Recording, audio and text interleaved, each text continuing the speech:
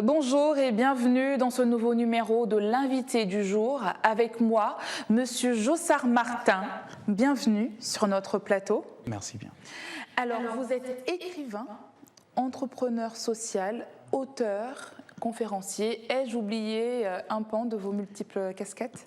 Je suis également membre du consortium des entrepreneurs nouvelle génération qui impulse une dynamique qui fait la promotion donc, de l'entrepreneuriat social au Gabon. Et nous avons effectivement lancé un programme, disons le premier forum du forum de l'entrepreneuriat social au Gabon. Et aujourd'hui, nous lançons un programme de formation qui vient en continuité pour appuyer les acteurs de ce secteur-là. Alors, comme vous l'avez dit tout à l'heure, vous êtes membre du consortium des entrepreneurs de la nouvelle génération. Quel est l'apport justement de cette organisation dans la sphère entrepreneuriale au Gabon? Bon, il faut dire que le consortium est un organisme patronal qui réunit des entrepreneurs de tous bords de domaines d'activité et donc qui unissent leurs forces pour apporter des solutions aux entrepreneurs, aux personnes qui aspirent à évoluer dans le domaine social, dans le domaine aussi économique. Mais nous sommes aujourd'hui penchés sur la question de l'entrepreneuriat social pour davantage susciter des vocations, mais accompagner aussi les personnes qui évoluent dans ce domaine-là. Donc vous avez vraiment de réelles mesures d'accompagnement justement pour des personnes qui ont ce besoin-là? Justement, et ce programme de formation constitue justement un exemple assez parlant. Et bien, il permettra tout simplement de renforcer les capacités des participantes justement de ce programme. Alors justement, demain se tiendra votre séminaire qui aura pour thème la culture associative et entreprendre en milieu associatif. Quelles sont les catégories de femmes qui sont visées par ce programme? Alors, les femmes concernées par ce programme sont les leaders des structures associatives, donc les femmes qui sont responsables des coopératives, des associations, mais aussi des ONG.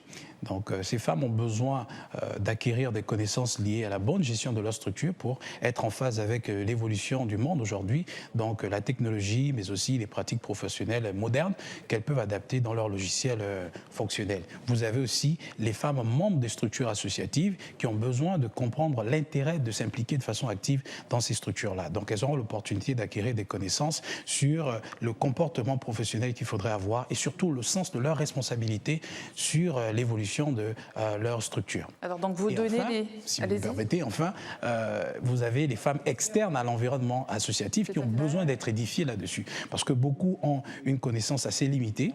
Nous sommes en contact de réalité du terrain. Donc, il s'agira pour nous d'édifier ces personnes-là là-dessus. Alors, justement, votre séminaire, pour résumer, s'adresse à toutes les femmes, finalement. Bien sûr, il s'adresse à toutes les femmes.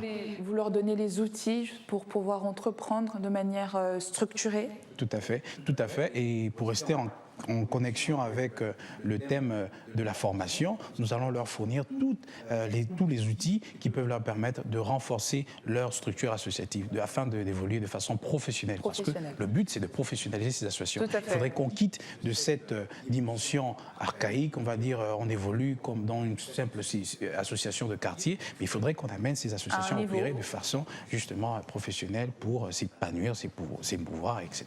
D'accord, justement. Quelles sont les conditions pour participer à ce séminaire? Alors, pour participer à ce séminaire, vous pouvez vous rendre sur la page Facebook du consortium. On va dire, vous tapez Forum ES 2019 et là, vous avez la possibilité d'accéder aux informations qui vous conduisent directement au remplissage du formulaire qui est consacré pour ce programme-là. Donc, le rendez-vous, c'est demain? Le rendez-vous, c'est demain. Donc, nous invitons toutes les femmes qui, bien sûr, prennent l'information en cours ou qui ont été informées et qui, jusque-là, se posent des questions à venir massivement participer à ce programme et vous verrez effectivement de vous-même le contenu et au sortir de là, nous sommes rassurés que cela pourra vous donner des idées et pourra justement susciter cette envie soit d'adhérer à une association ou à une ONG, une coopérative ou peut-être d'en créer, pourquoi pas. Tout à fait. Alors selon vous, la culture de la vie associative est un réel atout pour ces femmes? Et bien sûr, il y a des femmes qui donnent des témoignages à l'issue de nos formations, qui disent qu'au sortir de ces formations-là, elles ont eu de nouvelles idées, elles ont commencé à créer des entreprises et nous avons beaucoup de témoignages des personnes qui ont commencé à créer des associations, qui ont créé des entreprises qui aujourd'hui évoluent à une échelle internationale. C'est assez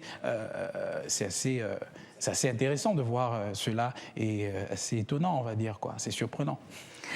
Alors, Monsieur Jossard Martin est également l'initiateur de plusieurs programmes de formation tels que le BLC, Building Leadership by Coaching, et le SFDC, Séminaire des femmes pour le développement communautaire. Pourquoi avoir initié ces programmes ? Une fois de plus, les programmes visent la vulgarisation de l'information. Vous savez, nous avons besoin d'informations pour savoir les possibilités, les opportunités, aussi bien économiques que sociales qui s'offrent à nous. Et donc, ces programmes-là, le BLC par exemple, vise à renforcer les capacités des leaders, que ce soit des associations ou des entreprises qui ont besoin d'informations aujourd'hui. Ouvert aux femmes et aux hommes, tu Bien trouves ? sûr, c'est ouvert. Donc, effectivement, la question du genre est prise en compte. Donc, ce programme-là est dédié à tout le monde. Mais le séminaire des femmes pour le développement communautaire, lui, bien sûr, comme vous pouvez le constater, c'est dédié aux femmes. Et lui, c'est un programme à travers lequel nous informons, nous formons et nous motivons des femmes actrices du développement. Et par la suite, nous les mettons en relation avec d'autres femmes pour que, bien sûr, on arrive à ce que nous souhaitons tous, le développement communautaire. D'accord. Pourquoi, vous avez vraiment étudié un réel besoin pour initier ces programmes-là ? Bien sûr, vous savez, il y a beaucoup de femmes aujourd'hui qui se sentent seules, qui ont besoin d'écouter des témoignages, qui ont besoin de voir du palpable, du concret chez d'autres femmes qui ont osé. Donc vous savez, l'audace, c'est quelque chose qui se cultive et c'est quelque chose qui s'active. Et donc comment faire des femmes qui sont des modèles dans leur domaine, être des activatrices de développement. Et c'est en cela qu'on dit que le développement personnel est un facteur de développement communautaire. On peut arriver à activer le développement des autres par notre témoignage. Donc ces plateformes-là servent effectivement de formation, mais aussi de partage d'expériences pour permettre aux femmes participantes de prendre des initiatives de développement. Alors, toujours dans la même veine, vous êtes également auteur du livre « Exprime ta passion et suscite des vocations ». C'est un livre qui a connu un franc succès auprès des femmes. Comment est-ce que vous l'expliquez ? Le livre « Exprime ta passion et suscite des vocations », comme son nom l'indique, c'est un support qui parle aux femmes. Mais pas seulement aux femmes, qui parle à tout le monde. Mais on va dire que les femmes ont cette particularité de facilement développer leur capacité d'influence positive. Et ce livre-là, comme il traite de la question de passion, connaît un franc succès justement chez les femmes parce qu'elles sont assez promptes lorsqu'il s'agit, lorsqu'on parle des questions de vulgariser les passions. Bon, il faut dire que on a collecté beaucoup de témoignages chez les femmes, donc plus de témoignages chez les femmes que chez les hommes. Justement, si vous... Comment est-ce que vous expliquez cela, justement ? Mais c'est à cause de ce caractère singulier qui est chez la femme, c'est-à-dire la femme est prompte aux initiatives innovatrices, innovantes.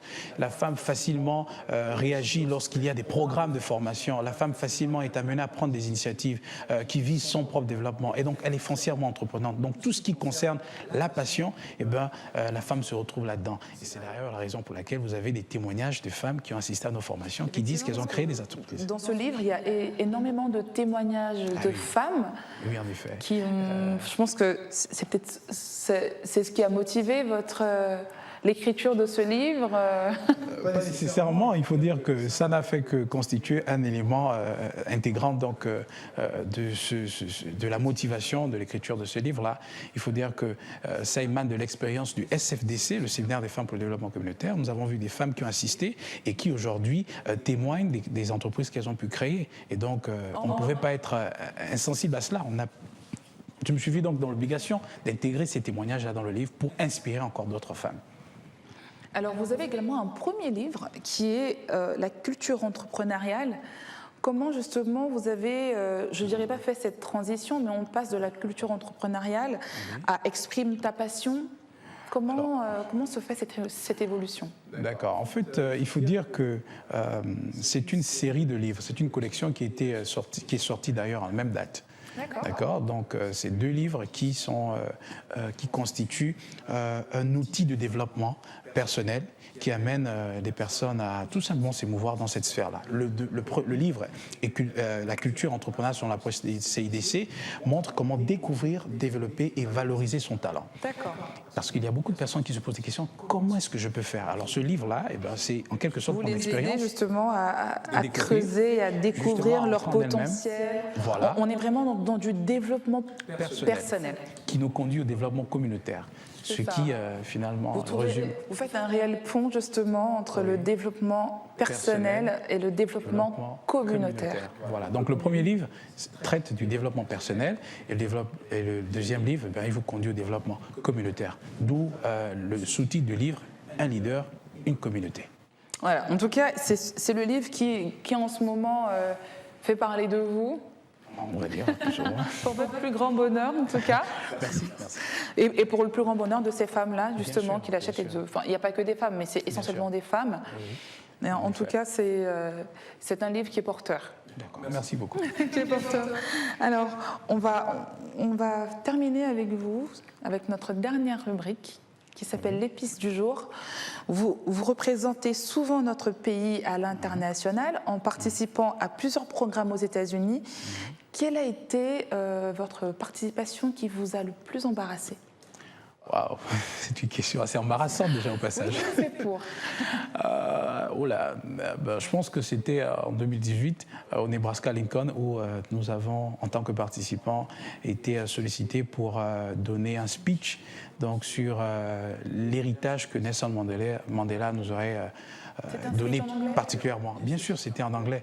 Et donc là, vu que j'avais une certaine expérience, au passage, nous avions organisé un programme, une édition spéciale sur Nelson Mandela en anglais au Gabon en 2013 dans une chaîne de la place. Et je ne pouvais pas rester insensible. J'ai donc partagé cette expérience-là. Mais je vous assure, j'étais beaucoup stressé parce qu'il fallait en quelque sorte parler en tant que représentant à la fois plus ou moins du peuple gabonais, mais en même temps du peuple sud-africain. Donc il fallait essayer de... Il y avait une réelle pression. Voilà, en effet, oui, c'était assez challenge. C'était lourd. Mais bon, on a pu faire ce qu'on pouvait faire. En tout cas, vous êtes très bien débrouillé parce que vous avez participé après ça encore à d'autres